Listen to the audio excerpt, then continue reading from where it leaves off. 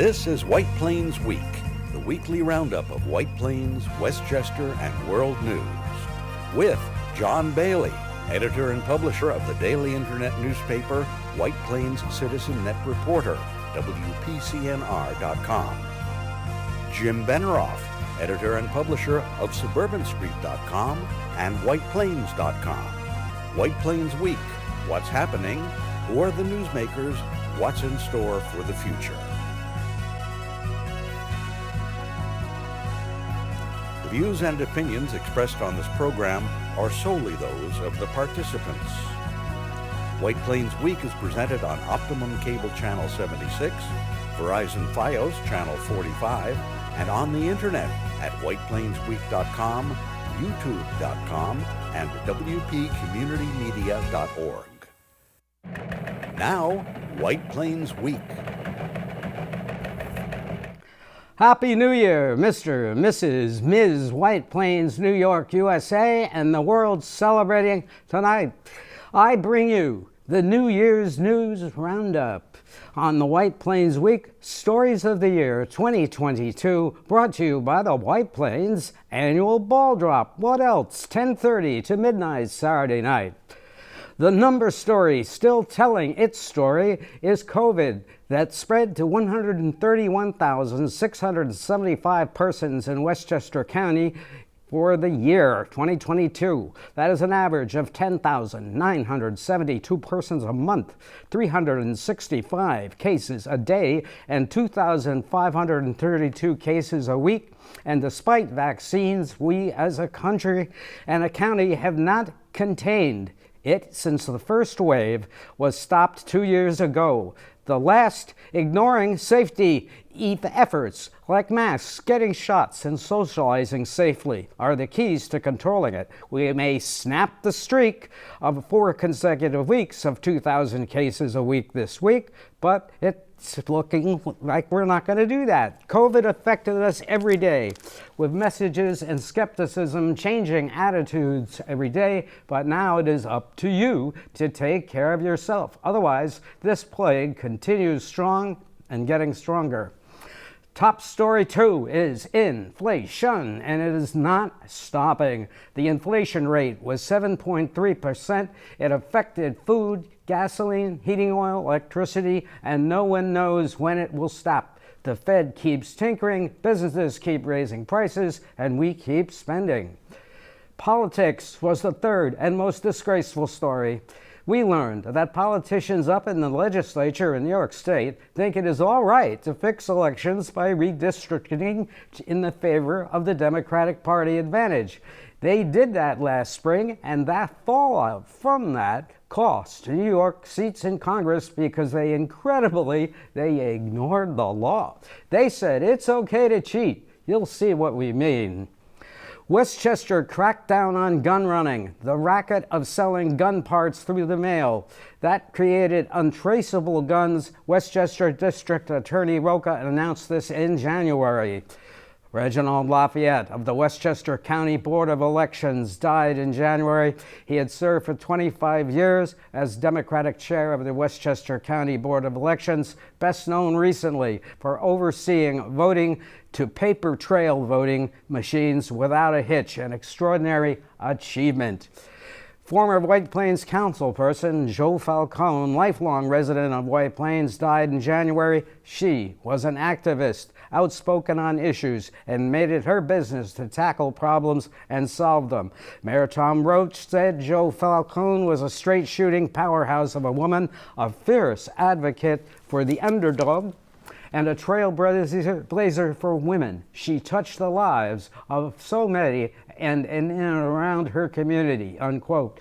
She was one of the first 2 female Rotarians worldwide, becoming president of the White Plains chapter in 2004. She was inducted into both the Westchester County Senior Citizens and WPHS Hall of Fame, served on both the Common Council and as president of the WPHS PTA, elected to 2 terms on the Board of Education, and Joe Falcone asked questions, lots of them.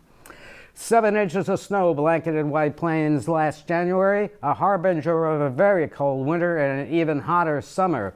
Westchester County poured the concrete for the new pool at Playland in February, a $40 million investment as part of the settlement with Standard Amusements. At the end of 2022, the pool was filled but not finished in time for the long hot summer. So far, the county has not told us how the attendance and profits were at the park in the hottest summer in years. Maybe they might tell us that.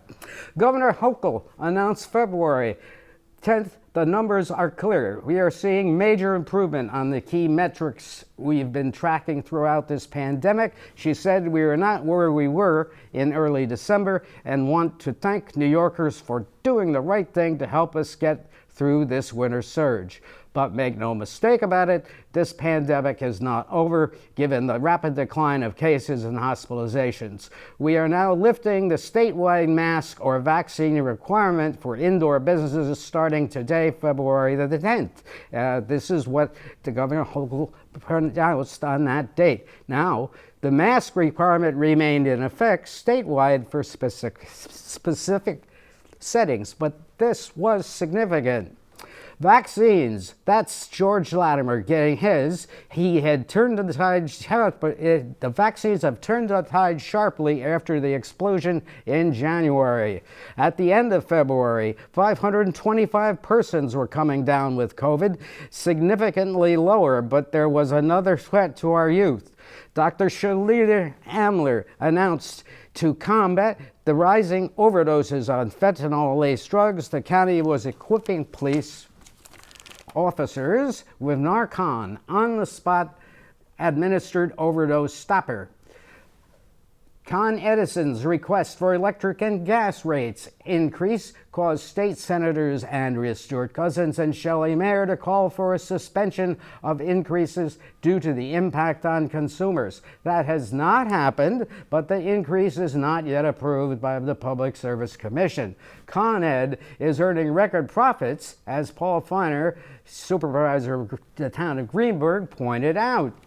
On February 22nd, White Plains schools had 1,683 teachers, students, and staff test positive for COVID, about 20% of the 7,940 total persons in the school district.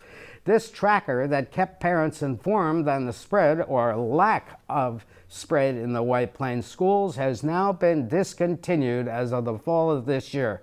Why the state education department did this is beyond reason. Now we have no reliable handle on how the new school year is going in White Plains schools, with 3 ways to get sick: COVID, RSV, and flu. A triple-demic. Hearsay, and what the school district chooses to reveal is not good policy to just report good news. Westchester County District Attorney Miriam E. Roca announced the promotion of Lathea Smith, the first woman and also the first black woman to hold the position of senior criminal investigator in the history of the Westchester County District Attorney's Office.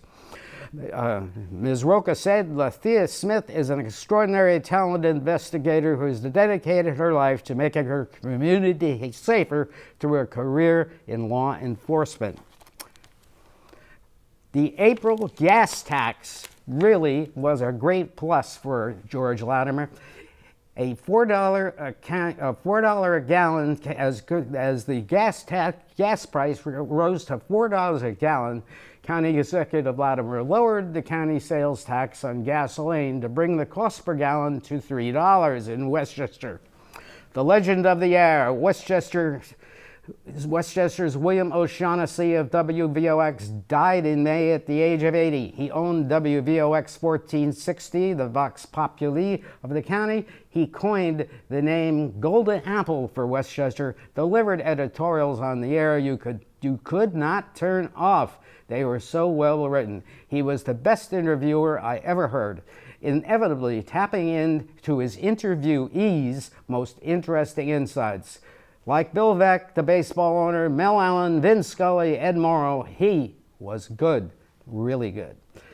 Tune in to WVOX. It is his life's work. I'm almost halfway through this very bad year, but you remember, The third big story, the worst year for politicians, the gerrymander scandal. First, the Democratic Albany legislators gerrymandered out 4 Republican seats, but failed to go to the committee for approval. To make a long story short, Republicans sued, they won in appellate court, and then they won in the Court of Appeals, resulting ultimately in Chief Judge of the Court of Appeals, Janet DeFiore, retiring from the bench. The districts cherry-picked by the smarty pants legislators were redrawn. As a result, Mondaire Jones resigned to run for a district in New York City. Sean Maloney ran against Mike Lawler in the 17th district, and what a pity that Westchester lost a congressman like Mr. Jones. He really worked. The politicians on both sides showed us they had no respect for us, the voters, by this gerrymander Quixotean gambit, and Republicans took over some key New York congressional seats in Congress.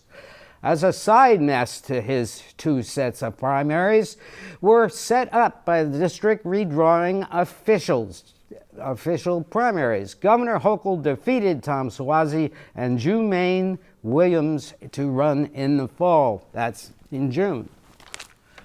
By June, inflation was killing Westchester citizens who could not afford food, and County Executive Latimer increased 2022 funding to Feeding Westchester by $700,000. Hunger was highlighted as one of the wealthy Westchester's growing crises, inflation putting necessities out of reach.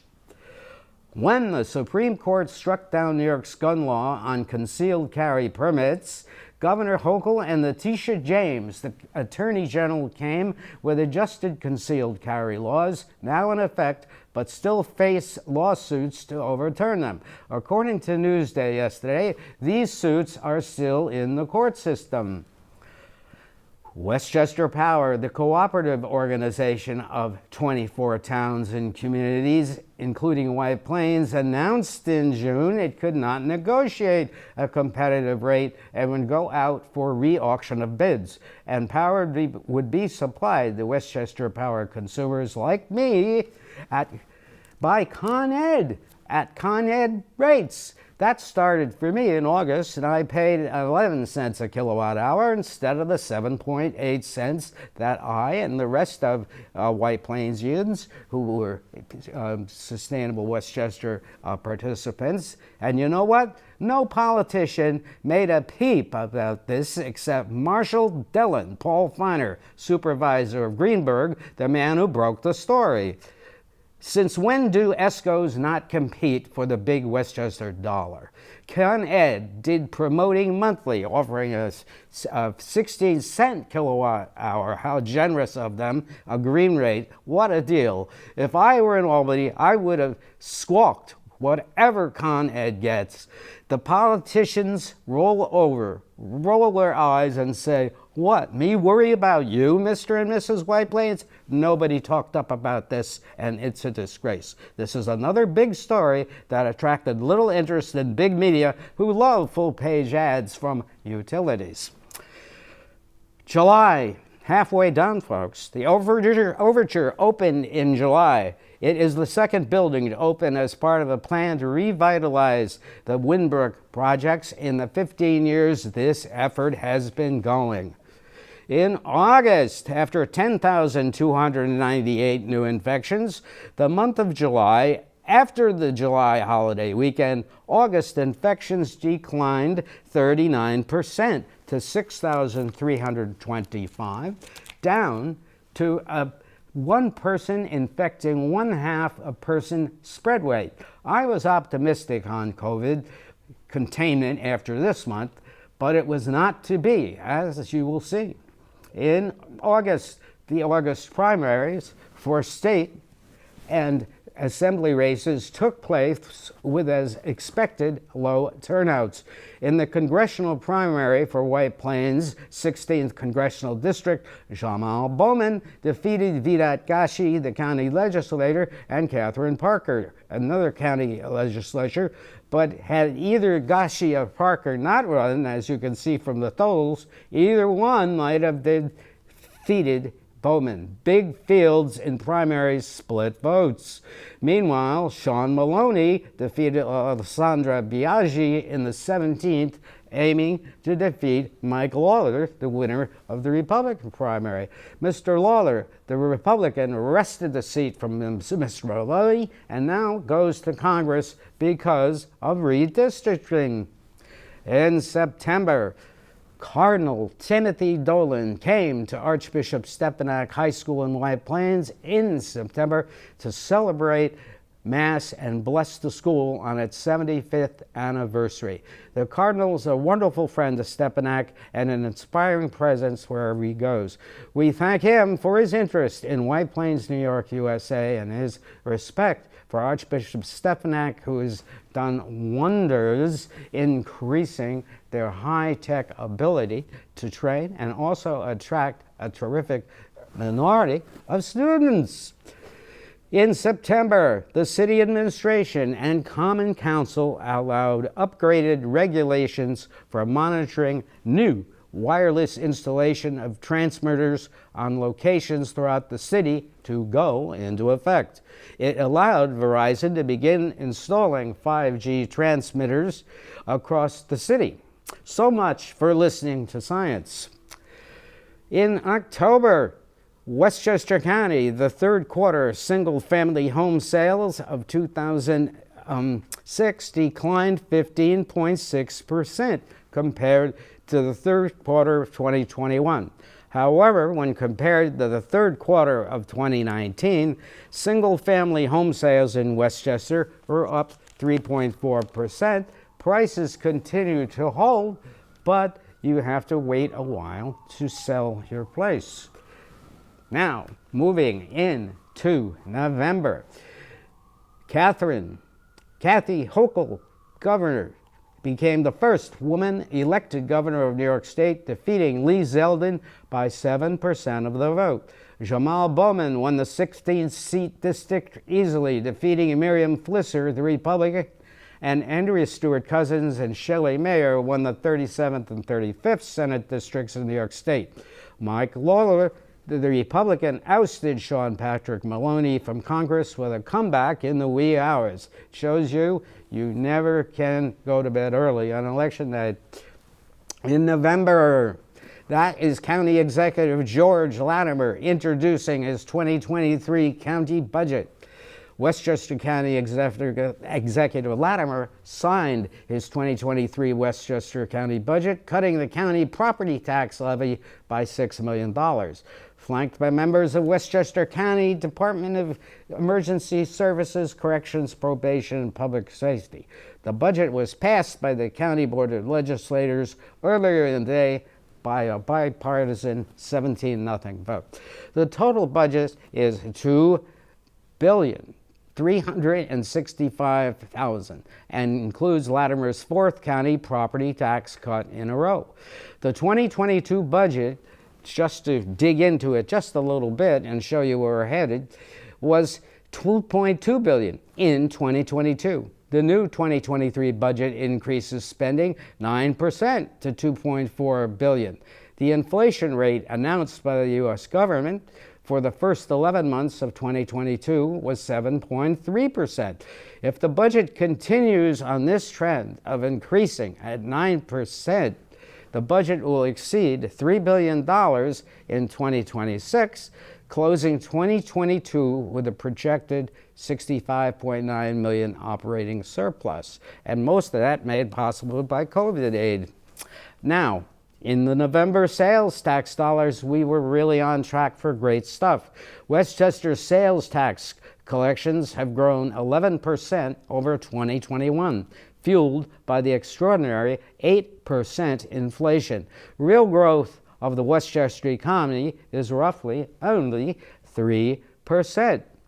Westchester, through October, according to the New York State Department of Taxation and Finance, has collected $703 million in sales tax receipts through October, 11% more than the $657 million the county collected through the first 10 months of 2021. The county if they collect the same revenues from sales taxes they received last October and December, 61 million and 94 million, the county will gross 886 million for the year. If county resident consumers continue to spend at the current 11% growth rate in sales tax dollars in November and December, they will earn 17.1 million more, putting them over 900 million.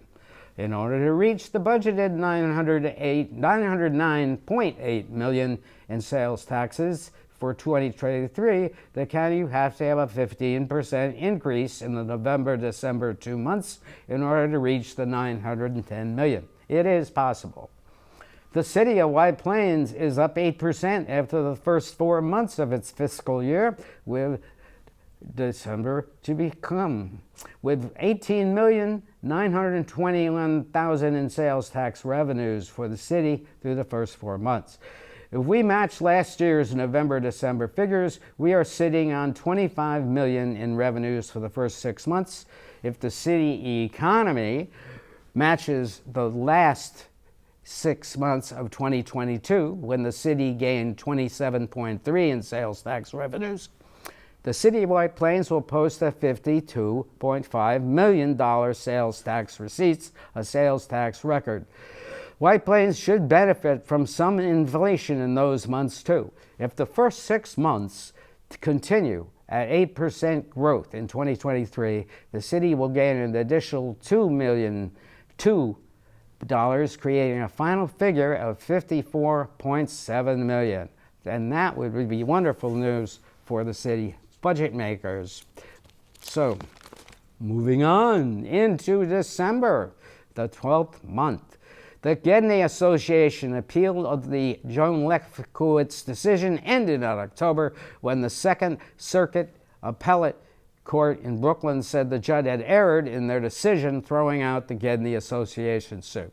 Whether or not the 1925 caveat still goes with property is valid has still not been scheduled for argument yet. But the Ridgeway Country Club, with a plan shown here, the saga has begun again, with a planning board work session held in December and now rescheduled for January 9th, the first really big date. The Feral Estates project, planning 100 homes, assured the planning board they had taken serious looks at the water flooding of 2 weeks ago. Here we go. The Galleria owners have said they will close the Galleria in March, seriously perhaps affecting the White Plains' possibility of record sales tax receipts this fiscal year. I really cannot understand why they are doing that to us. We have been carrying them for the last year, with looking for a plan from the Galleria owners.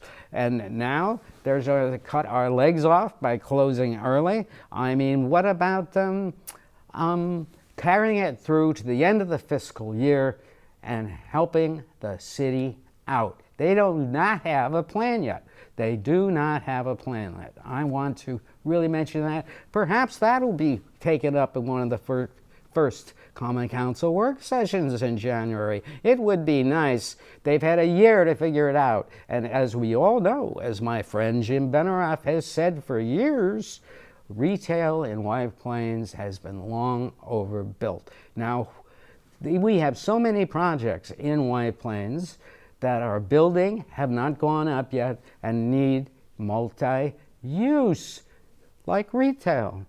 Where are they going to come in? Who is going to run out those spaces? Have they miscalculated? Have they believed their own dreams? Have they believed the demographics? Well, we shall see. And my suggestion for the Galleria is to put up a nice convention hotel on top of that property and really start putting White Plains on a map as a convention destination. That would help the city immensely. And finally, going out, the planning department has taken up a new comprehensive plan, and they have been going around town and citizens are urged to put in their comments on what they want to see for the downtown. Well, those comments will all be put together and the citizens will be told what the comprehensive plan is. We wonder when that is going to happen and how much input by the committee that the mayor has appointed is going to be listened to from the populace. And so that's another thing to be looking for as you look into the future in White Plains, New York, USA. There is a lot more to come in 2023. We really have to get this COVID under control and act seriously about it. COVID, inflation, and of course, politicians who think before they do things. That would be really nice, a real change. That's something all politicians out there have to think. They have to make a resolution to think smarter and perhaps be just a little more compassionate. I know I am, but I find very little compassion for how the legislator acted this year. Please. Now, this is John Bailey saying Happy New Year, Jim Benaroff. Happy New Year, Peter Katz. And thank you, Keith, Rita, and Sam here at White Plains Television for all their innovation and dedication to White Plains Week this year. And thanks to the 656,488 visitors around the world who made 2,051,838 visits to White Plains Citizen Net Reporter, WPCNR.com, in 2022. I am humbled by your trust in WPCNR.com, and I will always remember it. I never thought the website would have lasted this long, but it has, and we're just going to keep on going. I am humbled by your trust in WPCNR, and Happy New Year from White Plains Week. This has been White Plains Week, news and commentary about White Plains, Westchester, and the world. The views and opinions expressed on this program were solely those of the participants. White Plains Week, produced by White Plains Citizen Net Reporter, and presented on Optimum Cable Channel 76 and Verizon Fios Channel 45.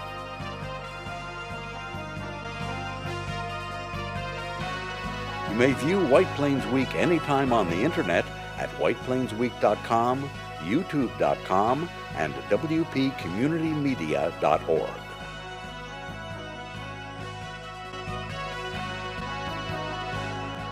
For White Plains Week, this is Peter Katz speaking.